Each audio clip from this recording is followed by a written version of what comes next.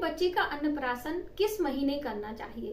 क्या कन्या संतान की अलग महीने में अन्नप्राशन किया जाता है और पुत्र संतान की अलग महीने में अन्नप्राशन किया जाता है? अन्नप्राशन करते समय किन किन बातों का हमें ध्यान रखना चाहिए? मुहूर्त कैसे निकलवाना चाहिए? पहली बार जब हम बच्चे का अन्नप्राशन कर रहे हैं तो पहला आहार कौन सा होना चाहिए, पहले हमें क्या खिलाना चाहिए और किसके हाथों से खिलाना चाहिए, किस तरह के बर्तन इस्तेमाल करना चाहिए, कैसे हमें अपने बच्चों का अन्नप्राशन करना चाहिए। बहुत सारी बातें, बहुत सारे नियम, अपने 16 संस्कारों में से एक संस्कार जो अन्नप्राशन का संस्कार होता है उसके बारे में आज की वीडियो में हम आपके साथ शेयर करने वाले हैं। नमस्कार, वेलकम टू माय चैनल। मैं हूं मनीषा। दोस्तों, आज की वीडियो बहुत ही प्रमुख और आप सभी के रिक्वेस्ट पर है। हमारे हिंदू मान्यता के अनुसार 16 संस्कार हमारे पूरे जीवन काल में होते हैं। अलग अलग उम्र के पड़ाव में अलग अलग संस्कार किए जाते हैं। जब बच्चा माँ के गर्भ में आता है तो गर्भाधान संस्कार से लेकर अंतिम संस्कार तक 16 संस्कार बताए गए हैं, जिनमें से बहुत सारे संस्कार विलुप्त होते जा रहे हैं, जिसके कारण हमारे बच्चों में बहुत सारी कुरीतियां आती जा रही हैं। हमारे बच्चों का स्वास्थ्य खराब होता है, जिसके पीछे के ये संस्कार बहुत सारे बताए जाते हैं। तो आप इन छोटी छोटी बातों का ध्यान रखते हुए अपने बच्चे का अन्नप्राशन संस्कार जरूर करें। जैसे कि मेरे चैनल पर आपको नामकरण संस्कार, छठी संस्कार कैसे किया जाता है, किन किन बातों का ध्यान रखा जाता है और जन्म के कितने दिनों के बाद, कितने महीनों के बाद नामकरण संस्कार अथवा छठी संस्कार करते हैं, ये सभी जानकारी मैंने ऑलरेडी चैनल पर दी है। तो यदि आपने वो वीडियो नहीं देखी है तो प्लीज आप देख लें। सभी वीडियो का लिंक हम डिस्क्रिप्शन बॉक्स में दे देंगे, तो वहां से आप चेकआउट कर लीजिएगा। तो चलिए, आज की वीडियो का टॉपिक है अन्नप्राशन संस्कार। तो अन्नप्राशन संस्कार किस महीने करना चाहिए, पहले यही जानते हैं। और कन्या संतान है कि पुत्र संतान है, ये भी बहुत महत्वपूर्ण रखता है। देखिए, आप इसे अन्यथा न लीजिएगा। जो हमारी कन्याएं होती हैं उनके शरीर का जो बनावट होता है वो एक अलग तरीके से होता है, और जो हमारी पुत्र संतानें होती हैं उनका शरीर जो बनावट होता है वो अलग तरीके से होता है। उनके जो अंदर का फंक्शन आप कह लीजिए वो अलग तरीके से रहता है। इसीलिए हमें अलग अलग महीनों में अपनी कन्या संतान या फिर पुत्र संतान के अन्नप्राशन की बात कही गई है, उनके स्वास्थ्य को देखते हुए।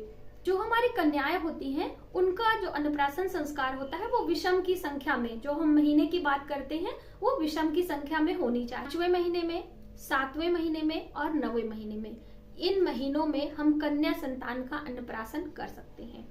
जब बात आती है पुत्रों की, तो पुत्र के लिए 6ठा महीना, 8वां महीना और 10वां महीना शुभ माना जाता है। तो ये चीजें आपको पहले से मालूम होनी चाहिए, जिससे इन अवधि में आप अपने बच्चों का अन्नप्राशन करवा सकें। किसी योग्य विद्वान पंडित से आपको अन्नप्राशन संस्कार का मुहूर्त निकलवाना चाहिए। जब हम कोई चीज विधि विधान से शुभ मुहूर्त में और शुभ परिजनों के बीच में करते हैं तो वह हमारे लिए, जो हमारा संस्कार होता है वह अमूल्य हो जाता है। तो आप इस बात का ध्यान रखें। शुभ मुहूर्त में आप किसी योग्य विद्वान पंडित से तो दिखाएंगे, लेकिन कुछ चीजों का ज्ञान आपको भी होना चाहिए। वार की हम बात करें, जैसे कि हमारे साप्ताहिक 7 वार होते हैं, इनमें चाहे कितना भी शुभ मुहूर्त है, इन दिनों का, इन तिथियों का चयन आप कदापि ना करें।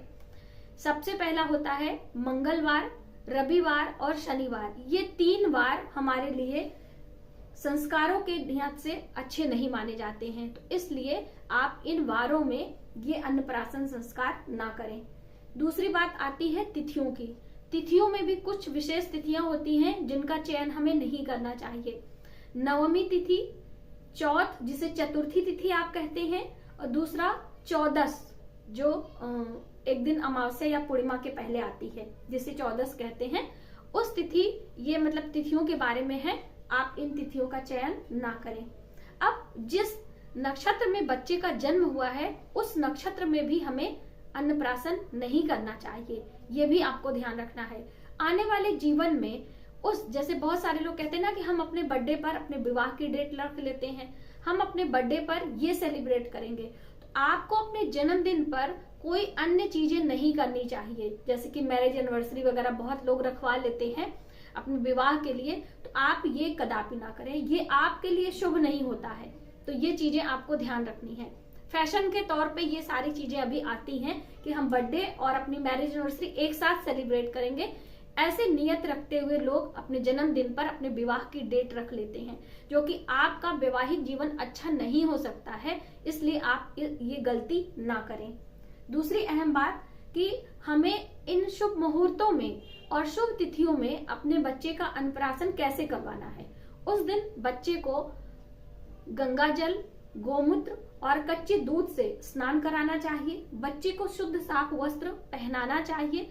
अपने घर में अलग अलग प्रकार के व्यंजन आप बनाएं, लेकिन चावल से बनी खीर या फिर जौ की खीर बनानी चाहिए, जो कि सात्विक होनी चाहिए। बच्चे को सभी शुद्ध सात्विक चीजें हमें खिलानी है, क्योंकि पहली बार वो अन्न खाएगा और अभी तक उसने अपने माँ का दूध पिया है।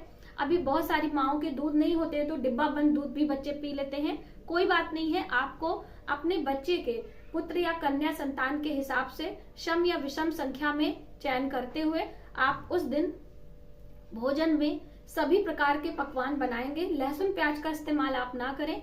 उस दिन पहले के समय की हम बात करें तो चावल का माड़ बनाया जाता था और उसमें थोड़ी सी शक्कर और थोड़ा सा दूध डालकर बच्चे को चटाया जाता था। लेकिन उसके पहले आपको अपने घर में गौरी गणेश का पूजन, नवग्रह का पूजन किसी पुरोहित को बुलाकर करवाना चाहिए। अपनी कुल देवी का पूजा, अपने जो आपके क्षेत्र के जो ग्राम देवता होते हैं उनका पूजन और अपने पितरों का पूजन करते हुए आपको अन्नप्राशन की विधियां शुरू करनी होती हैं। अब सभी भोजन आपको थाली में रख लेना है।